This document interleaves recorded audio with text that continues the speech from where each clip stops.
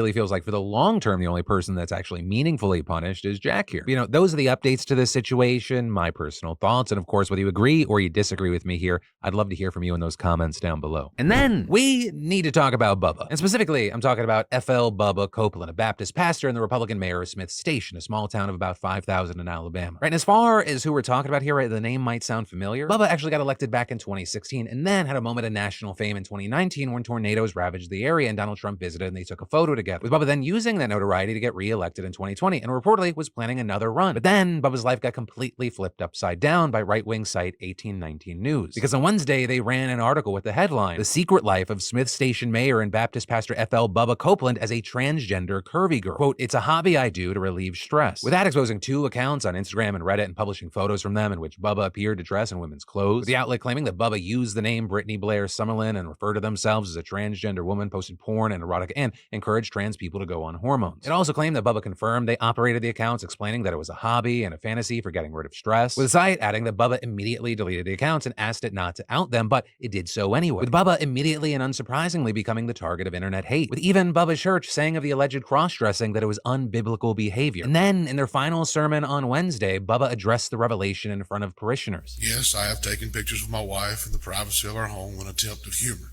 because I know I'm not a handsome man nor a beautiful woman either. I apologize for any embarrassment caused by my private and personal life. I have nothing to be ashamed of. A lot of things that were said were taken out of context, and I'm thankful for the hundreds and hundreds and hundreds and hundreds of people that have reached out to me today in love, and I know that there are others that have not, but just know I love you. And Jesus loves you as well." And while obviously no one there knew that this would be the last time they heard from their pastor, that's exactly the case. Because 2 days later, Lee County Sheriff's deputies reportedly pulled over Bubba while they were driving to perform a welfare check, with Bubba then stepping out of the car and taking their own life. And so now with that, we've seen both an outpouring of grief for this beloved community figure and a torrent of anger for those who drove him off the edge. And with that, Craig Monger, the guy who wrote the article outing Bubba, defending his actions on Twitter. Though this was notably before the mayor's death, and he hasn't posted since then, with him saying pictures posted to Reddit are now considered private according to the kitty table of Alabama media. And then on Friday, 1819 News published an extremely short 129-word article with no byline reporting Bubba's death, and it had the gall to write, "Our prayers are with the residents of Smith Station, the parishioners of First Baptist Church of Phoenix City, and Copeland's family." You also had a Phoenix City school superintendent who says he was friends with Bubba and privately sent him support before he died, writing on Facebook, "What crime did he commit? Some of you people make me sick. I hope you are really proud. For our brother, FL Bubba Copeland, may God bless your soul and forgive those who took pleasure in your suffering. They should be ashamed." And then, a ceasefire between Israel and Hamas. A growing number of celebrities have signed a letter to President Joe Biden urging for just that. But this letter first signed by a smaller group of stars back in October. The likes of America Ferrera, Jon Stewart, and Florence Pugh among the early groups of people attached. And that letter reading, "We ask that, as President of the United States, you and the U.S. Congress call for an immediate de-escalation and ceasefire in Gaza and Israel before another life is lost. We believe all life is sacred, no matter faith or ethnicity, and we condemn the killing of Palestinian and Israeli civilians." And saying saving lives is a moral imperative. To echo UNICEF, compassion and international law must prevail. You know, as this conflict has escalated, we've seen a lot more discussion about celebrities and how they should be using their voices amid all this. And so with all that, it's really not a surprise that more celebrities have added their names to this letter. The likes of Jenna Ortega, Drake, Gigi, and Bella Hadid all signing on in recent weeks. In fact, over the weekend, you also had Selena Gomez putting her name on it. And that, of course, notably coming after Selena specifically had faced a lot of backlash over the way that she had discussed this at first. We talked about that. We had a lot of people on her socials condemning her for not speaking out. And then in response to that criticism, she announced a social media break because seeing all the violence children were facing broke her heart. Also in that, claiming that a post from her wouldn't move the needle on anything. But they're then facing even more backlash from that. And then she ended up saying that she was going to delete her Instagram. But very notably, and we highlighted this in one of the last Yesterday Today segments, when going through the comments, an overwhelming majority of y'all felt like it was incredibly unfair that people were going after Selena for this. Now, although she hasn't been posting since then, she did add her name to the letter. And then actually just today, we also saw her Rare Beauty line announcing that it's donating to groups like the International Red Cross and Palestinian Red Crescent Society, as well as UNICEF, to give medical relief and other resources to the children of Gaza. And so with that, some happy with this move, but then others saying she only did that because of the backlash. But then others saying, regardless of the reason, Selena signing the letter for ceasefire is good no matter when she did it. I don't get the point of dragging this when we want this from all the celebs. It's the bare minimum. Right? And they're arguing that you can't be mad at a celebrity for doing the thing you yelled at them to do. Right? And with that, asking, are you actually looking for a change of behavior or just a thing to yell at? But of course, like with everything we talk about, I gotta ask, what are your thoughts here? And then, y'all, we gotta talk about this multi-million-dollar international fraud scheme, because that is what 3 executive executives of SafeMoon, a Utah-based cryptocurrency company, have been accused of in a recent indictment from federal prosecutors and a complaint from the SEC, but not that SEC, roll tide. But seriously, what we've seen are federal prosecutors charging the three men, Chief Technology Officer Thomas Smith,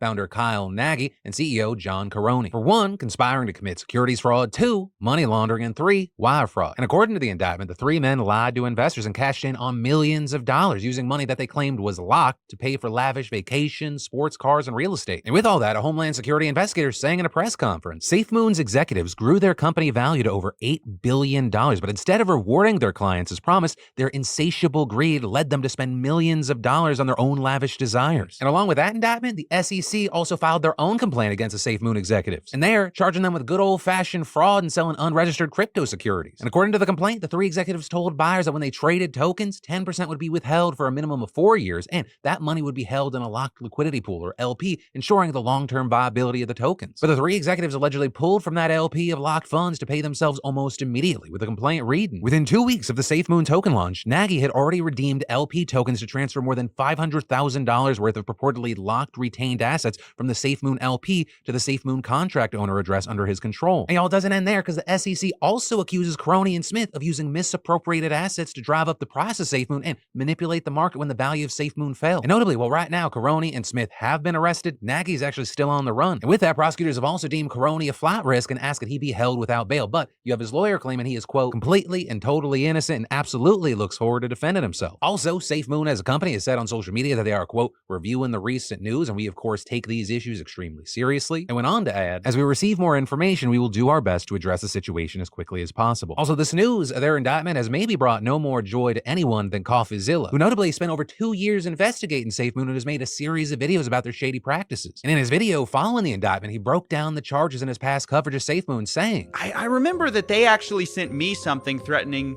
me. They sent me this cease and desist. They were going to sue me. They told me I was going to go to jail. That violation of the statute of causing them emotional distress is punishable by up to 5 years in prison. I still have that set aside. Probably I'm going to frame it.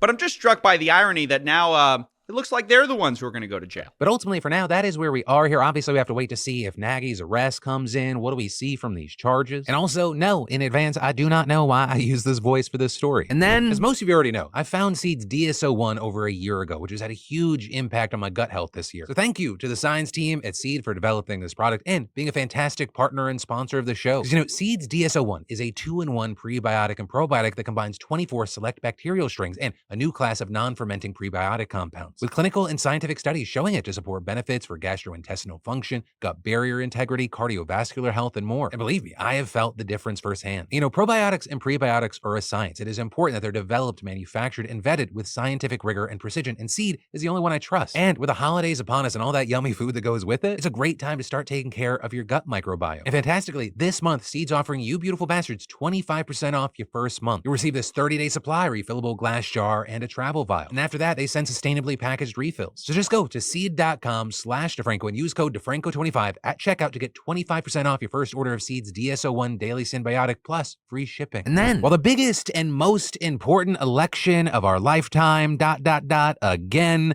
happens now in just less than a year. Yes, really, where does time go? Tomorrow, millions of voters across the country are actually heading to the polls to vote in numerous key off-season elections. And so with that, it felt really important to take a quick look at some of the races on the ballot that we and many others are going to be keeping an eye on. First up, arguably the most closely watched and one that we've talked about before a number of times on the show is a ballot initiative in Ohio that would codify abortion protections in the state constitution. Right, that initiative, called Issue 1, would be massively significant for Ohio, which is why we've seen it attract a ton of money on both sides, drawing in more than $60 million, according to reports. Where currently, Ohio bans abortions after 22 weeks, which is about the same as the standard Roe v. Wade established to prevent states from restricting abortions before a fetus could viably live outside the womb. But a huge key thing here is that a sweeping 6-week ban that was passed by the state's legislature and signed by Ohio's Republican governor is currently making its way through the court system. And if we see voters strike down Issue 1, that ban could actually go into effect, which is also why we've seen Republicans pulling a ton of super shady moves to try and prevent this initiative from passing. Or as we've talked about in the past, just months after Republicans literally banned August special elections, the party held an August special election on a measure that would have made it harder to pass constitutional amendments by ballot initiative, with their goal being to raise the number of votes required to approve a constitutional amendment from 50% to a 60% supermajority. That measure, also confusingly named Issue 1, was widely considered a proxy vote for abortion rights. But luckily, people spread the word about the motives here, and the voters overwhelmingly rejected it by 57 to 43%. But notably, that was also just the tip of the iceberg for Republicans' deceptive tactics, where they've also launched a widespread misinformation campaign from the highest levels of government, including governmental websites, even shoved disinformation and bias into the text of the ballot initiative, with the Republican Secretary of State amending